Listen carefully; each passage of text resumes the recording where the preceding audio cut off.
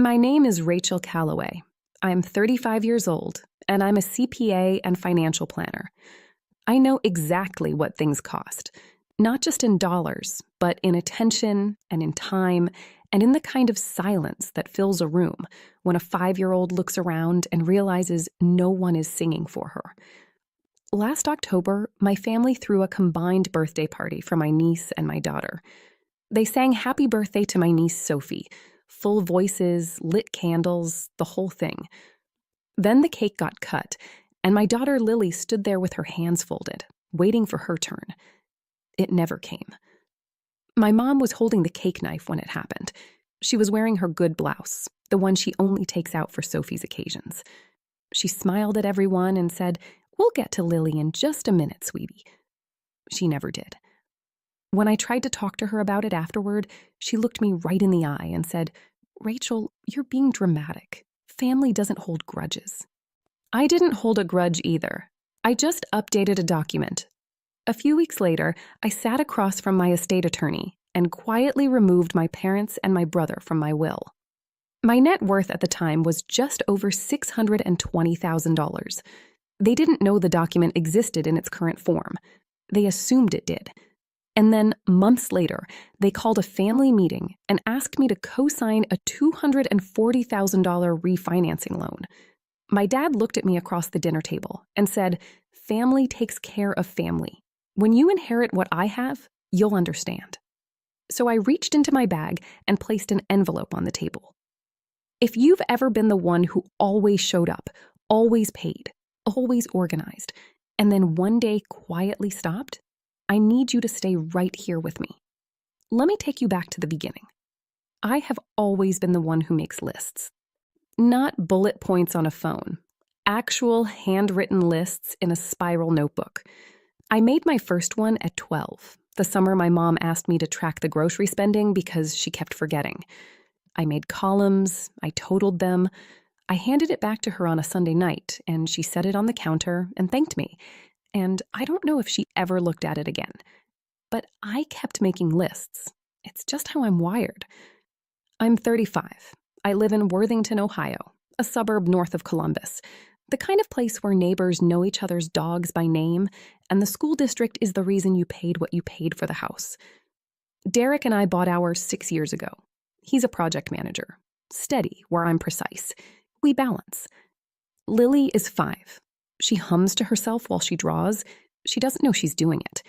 If you ask her what song, she looks up and says, "I don't know, I made it up." She is already, at 5, more herself than most people I've met. My brother Kevin is 38. He lives 20 minutes from my parents in Westerville. He has always been their favorite. I don't say that with bitterness. I say it the way I say Columbus is the capital of Ohio. It's documented. He's the one they call on Tuesdays for no reason, the one they drive across town to see on a weekday. His daughter, Sophie, 7, is the center of their world. Sophie is kind to Lily. She shares her crayons. She doesn't exclude her on purpose. What happened in this family is not Sophie's doing. I want that on the record. My parents live in the ranch house where Kevin and I grew up. 3 bedrooms, Westerville, 15 minutes from my office. My mom, Carol, is 62, retired from the school district. My dad, Jim, is 65, retired from the county. I've helped them with medical bills over the years, quietly, the way you do when you have the means and they're your parents. That help was absorbed like rain into dry ground. The ground always expected more rain. I have a will. I made it 5 years ago when Lily was born. House equity, 401k, brokerage account, all of it documented with Mr. Harmon, my estate attorney in Upper Arlington. At the time, I included my parents and Kevin in a secondary distribution. Standard. Responsible. The thing a financial planner does when a child arrives and she wants her documents in order. I mentioned it to the family once, offhand, when Lily was a newborn. My dad said, "Good thinking." My mom nodded. We moved on. That was the seed. I didn't know yet that someone would try to use it against me. My parents' mental list of who matters and who doesn't has never been spoken aloud. It lives in details. It lives in the calls my mom makes on Tuesdays, to Kevin, just to chat. the calls she makes to me when she needs something, a bill explained, a prescription coordinated, a doctor's appointment scheduled. I was useful. Kevin was loved. The first moment that landed in my chest and stayed was when Lily was 18 months old. We were at my parents' for a Sunday afternoon. My mom came back from the store with a box of orange sherbet push pops. She handed one to Sophie, one to Kevin, one to herself, one to my dad. 2 left in the box. Lily was on the floor with both arms up, saying, the way toddlers do. My mom put the box in the refrigerator. I gave Lily a banana from my bag. Lily was fine, but I filed it, the way I file things, in the column I didn't like to look at. The moment that truly broke something open was 4 years ago, when Lily was about 13 months.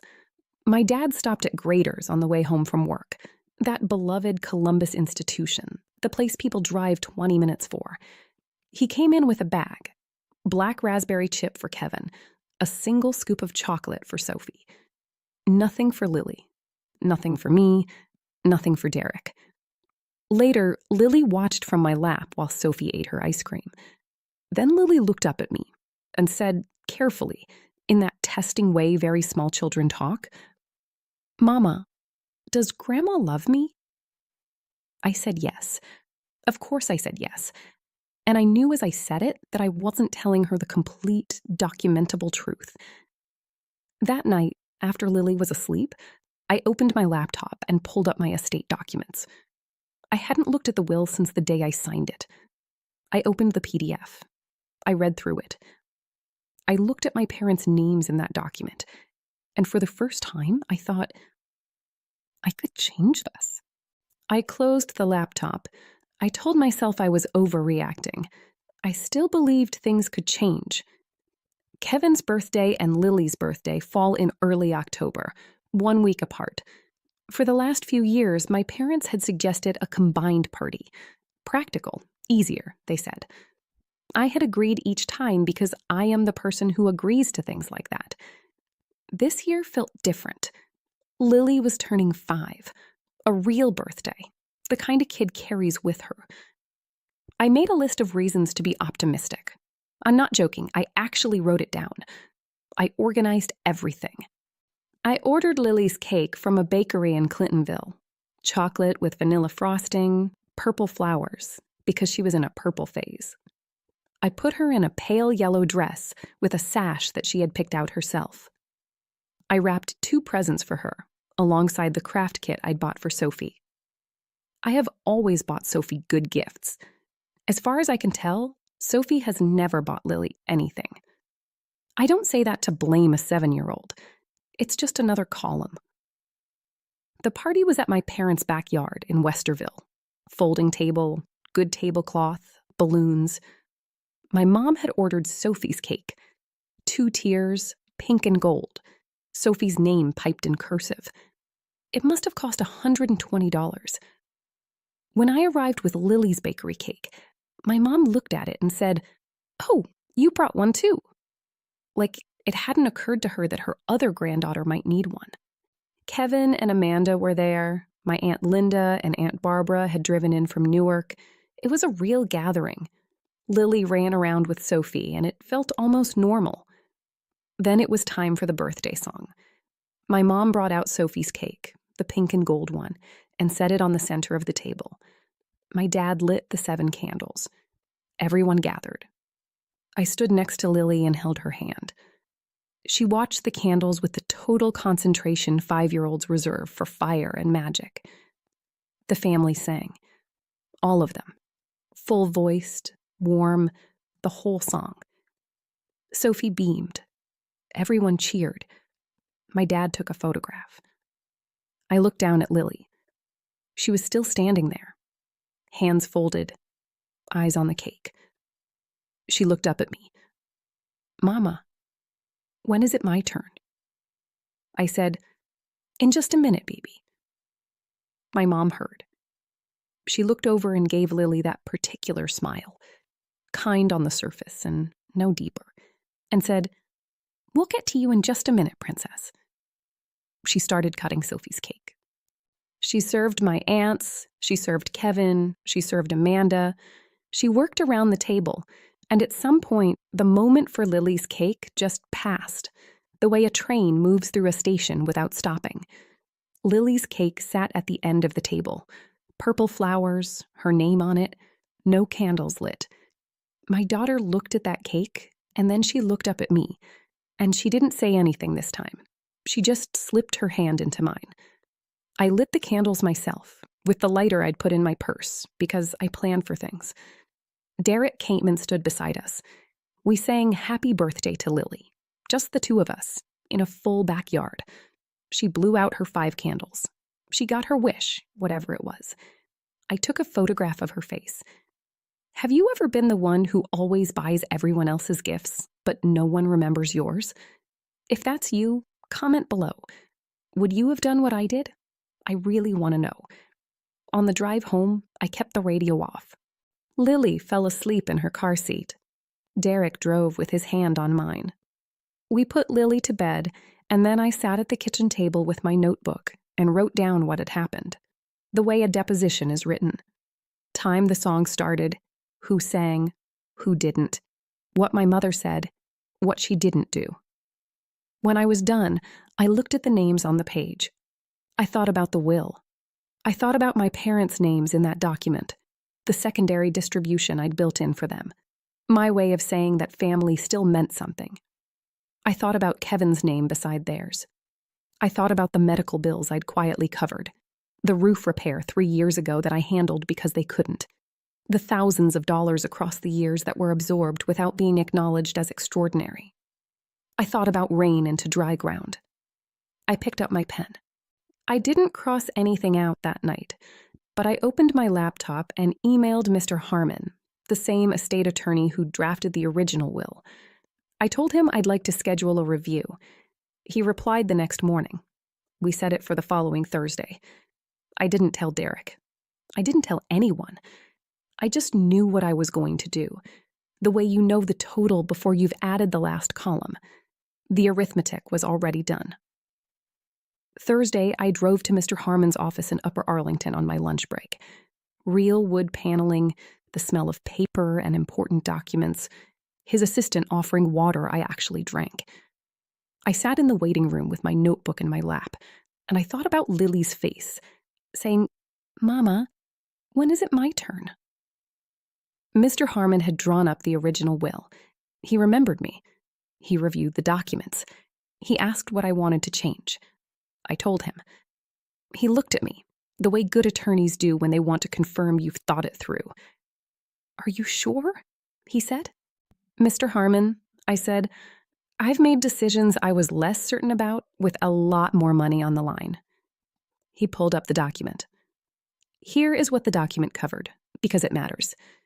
$620,000 in net worth, $180,000 in home equity, $210,000 in my 401k, maxed every year since I was 24, $180,000 in my brokerage account, $50,000 in high-yield savings, 15 years of discipline, and a lot of lunches at my desk. The original will had a secondary distribution, 10% to my parents, 5% to Kevin, after Derek and Lily. Standard. The thing you draft at 30 when you still believe in the version of your family you want to exist. I removed my parents from that layer. I removed Kevin. Then I added one more thing, the thing that says something about who I actually am under all of this. I added a $40,000 allocation for Sophie. She's 7 years old and has no fault in any of this. She keeps her share. Mr. Harmon drafted the update. I reviewed every clause. I signed. He printed a copy. "Would you like an envelope?" he asked. "Yes," I said. "I'll keep it in my bag." I drove back to work. I answered 17 emails about quarterly projections. Somewhere between the second and third, I felt something I hadn't expected. Not guilt, not triumph, just clarity. The kind that comes when the books finally balance. Do you think that was too far? Comment what you would have done. I read every single one. The weeks after the attorney visit looked exactly like the weeks before. Thanksgiving, I brought a green bean casserole and a pecan pie. I passed the rolls. Kevin made my dad laugh about something at Home Depot. Sophie showed everyone her Halloween video on her iPad. Normal. After the meal, my mom found me in the kitchen and patted my arm. "Family doesn't hold grudges, Rachel," she said. "I knew you'd get over it." Like the birthday was a minor weather event that had already passed. I smiled and said, "I know, Mom." Because that was the true and useful answer. The conversation that mattered had already happened in the law office, and she wasn't there for it. My notebook was in my bag. If she'd looked inside, she would have seen 2 names with a single neat horizontal line through them. Not erased, not scribbled, just crossed out. Like a line item that no longer applies to the budget. I zipped the bag and helped her with the serving dishes. December. I organized Christmas, as I always do. Gift coordination, RSVPs, the reminder that Aunt Barbara needs a parking spot near the door for her hip. I confirmed who had dietary restrictions. I sent 3 reminder texts. I wrapped Lily's presents in the paper she'd picked out herself, red with little gold stars. I showed up with a smile and a crock pot of apple cider, and I handed my mom the hostess gift, a candle she'd mentioned liking back in September, because I write things like that down. I did it all. Again, exactly as I always have. Kevin gave Lily a $10 Target gift card. He gave Sophie a Nintendo Switch. I wrote it down. I wrote it next to the other numbers and the other columns, and I did not let my face do anything. The envelope stayed in my bag the whole evening. My mom looked at me across the Christmas table and said softly, like she was passing me something warm, "I'm glad things are good between us. I knew you'd come around." She had absolutely no idea. January. My mom called on a Tuesday, already a signal, since she only calls me on a Tuesday when she needs something. She said Dad had some paperwork he wanted to talk through. Could Derek and I come to dinner on Saturday? I said sure. When we pulled into my parents' driveway, Kevin's truck was already there, and Aunt Linda's car, and Aunt Barbara's new one. I had not been told it was a group dinner. Inside, the table was set for 10. My parents, Kevin, Amanda, me, Derek, Aunt Linda, Aunt Barbara, and 2 of my dad's cousins. Lily was at home with the babysitter. The dinner felt deliberate, the kind you arrange with 10 chairs when you need an audience. My dad waited until the dessert plates were cleared. Then he stood, which he does when he's about to say something he considers important, and he folded his hands and said, "I want to talk about the house." The short version, my parents needed to refinance. A home equity loan, some medical costs from my dad's knee and my mom's cardiac workup, more debt than they'd planned at this stage. They wanted to refinance the mortgage, consolidate the debt, pull equity, $240,000. The problem was their credit. My mom's score had taken a hit from a late payment they hadn't caught. The lender needed a cosigner with strong credit to approve the terms they wanted. I have an 820 credit score. I have never missed a payment. I keep a spreadsheet. Kevin looked at me from across the table. He already knew. My dad leaned forward, hands flat on the table, and said, in the voice he reserves for things he considers settled, "You're my children. What's mine is yours someday. Family takes care of family, Rachel. When you inherit what I have, you'll understand." He said it like an offer, like invoking my inheritance was a way of reminding me which team I was on. Have you ever gotten a family takes care of family speech right when someone needed a favor? Comment below. I cannot be the only one. I thought about Lily at the birthday table, hands folded, waiting for a song that never came. I thought about the ice cream at Grader's. I thought about Lily in my lap asking, "Mama, does Grandma love me?" I reached into my bag. The envelope was standard white, letter size, sealed. I'd been carrying it for about 3 months. I set it on the table, between the dessert plates and the ceramic rooster my mom has had in the center of that table since 1987. "I brought a copy of my will," I said. "Since we're talking about inheritance, it seemed relevant." The table went quiet. My dad picked up the envelope. He opened it. He read the first page and passed it to my mom. She read. Kevin looked at me, then at the document. The room was very still. Kevin said, slowly, "What is this?" "My will," I said, "updated in November, after Lily's birthday." My mom looked up. "Your parents aren't in here." "No," I said. My dad's jaw moved. A long moment. Then, exactly the phrase he'd just used as a loyalty argument, he said, "Family doesn't hold grudges." "I'm not holding a grudge," I said. "I updated a document. Those are different things." Kevin pushed back from the table. He said something sharp. Amanda put her hand on his arm. My dad said, quietly, "Rachel." Just my name, like a question. I said, "Dad, I love you. I'm not here to hurt you, but I'm not co-signing the loan." I picked up my water glass. My hands were steady. They're always steady when the arithmetic is clear. We drove home. Derek held my hand the whole way. When we got back, I checked on Lily, asleep, one arm around her stuffed rabbit. Derek looked at me in the hallway and said, "You okay?" I said, "Yes." And I was. The refinancing did not go through. Not on those terms. Kevin eventually found another arrangement. I never learned the details and didn't ask. What I know is that Aunt Linda called me the following week, then Aunt Barbara. Then one of my dad's cousins texted me, surprising since we'd never texted before. None of them were angry.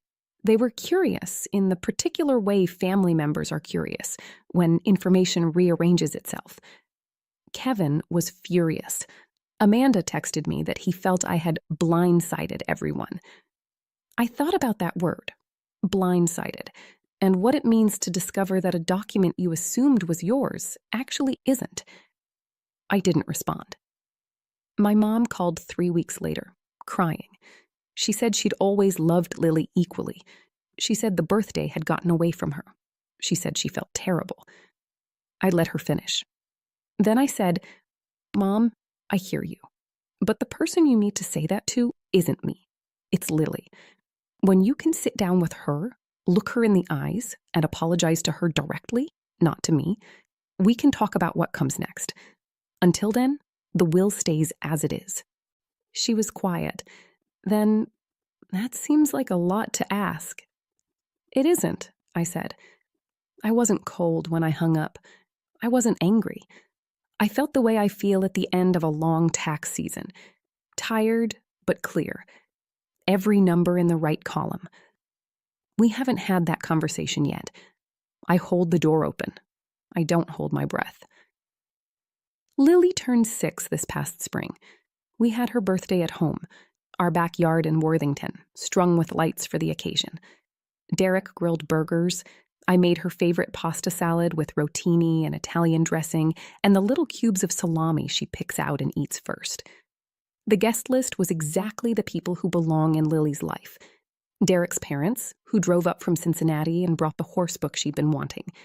Derek's sister Jess and her husband. Our friends Mike and Priya, whose daughter is Lily's best friend, and ran around the backyard with her for 2 hours in a game involving a dragon that I never fully understood. Lily wore a yellow dress with a sash, her choice. I made her cake, chocolate with vanilla frosting, purple flowers, same as the year before, because she asked for the same thing, because she liked it, because sometimes what's good stays good. At the right moment, I lit the candles, 6 of them, and we sang. All of us, every person in that backyard, we sang happy birthday to Lily with our whole voices. She stood there with her eyes wide and shining, grinning the way children grin when they know, in whatever wordless way 6-year-olds know things, that they are the whole point of this moment. She blew out all 6 candles on the first breath. She looked up at me and said, "Mama, that was the best one." I crouched down and held her a second longer than necessary. She won't remember the birthday without a song. Kids let go of absences and move toward the light, but she will remember this one, the candles, the backyard, the friends, the dragon game, the pasta salad, everyone singing. That's what I wanted to give her. Here's what I know now, and I want to say it plainly because I'm a person who believes in plainness. The most expensive thing in my will is not the house, not the $210,000 in my retirement account, not the brokerage, not the savings. The most expensive thing is the list of names on it, because that list is a record of who, when the moment came to be counted, actually showed up. Who saw my daughter as a whole person? Who sang? I used to think the hardest financial decisions were the ones with the most zeros. The mortgage, the portfolio allocation, the quarterly projections. I was wrong. The hardest one I ever made cost me nothing and clarified everything. I picked up a pen in an attorney's office and changed a list. And in doing so, I finally matched my documents to my reality. That's what financial planners do. We make the paperwork reflect the truth. I still keep a notebook, but I don't look at the page with the crossed out names anymore. It served its purpose. The math is done.